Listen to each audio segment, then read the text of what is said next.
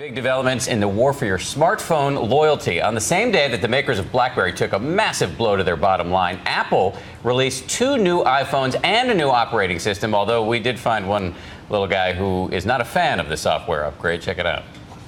What's different? Everything. Well, you're just going to have to get used to it. No, I don't want it. That was my reaction when Ginger told me this is the last weekend of summer. Not everybody is complaining, though. Lines out the door at Apple stores across America, and ABC's Lindsay Janis is here with the story. A lot happening on the smartphone front. A lot happening, and this is a really important weekend. This launch weekend, so important to Apple because investors say it's got to prove that it can keep churning out sales of the iPhone even when upgrades are relatively small, like this time. They say the competition is catching up, stealing more and more market share from Apple. The frantic rush to own the latest iPhone came with all the trappings. Sleeping in the streets, screaming fans. While past iPhone frenzies have been fueled by futuristic add-ons like FaceTime and Siri. Nice weather coming up today through this Tuesday. Friday's most popular new feature, the limited edition gold case.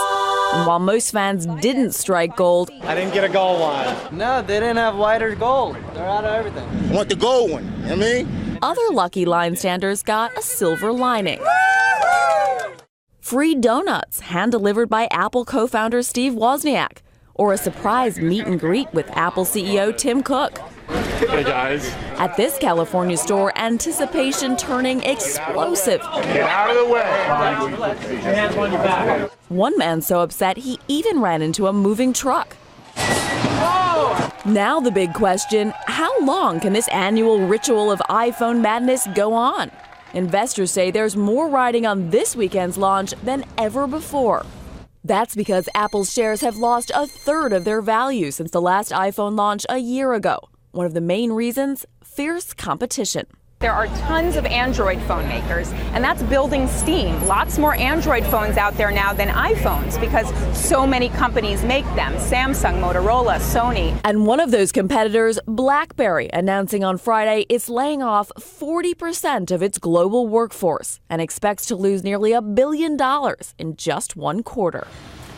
Well, the news from BlackBerry caused such a sharp drop in its share price that its shares had to be halted in trading temporarily. Guys, I have to tell you that everybody I spoke to yesterday outside the Apple store was looking for one of these gold phones. And there weren't very many. They were only giving out a couple of dozen at each store. So that's another concern of investors. Is there a supply issue? Why? Did they do this to create hype? Or are there just not enough of these gold phones? Can they not make them fast enough? Yeah, the gold phones are big, I hear, abroad as well. It's the only visible sign that you have the new phone, if it's gold. Status symbol. I just see the BlackBerry, though, for the keys. I'm all about my BlackBerry. Yeah. All right, Lindsay, thank you.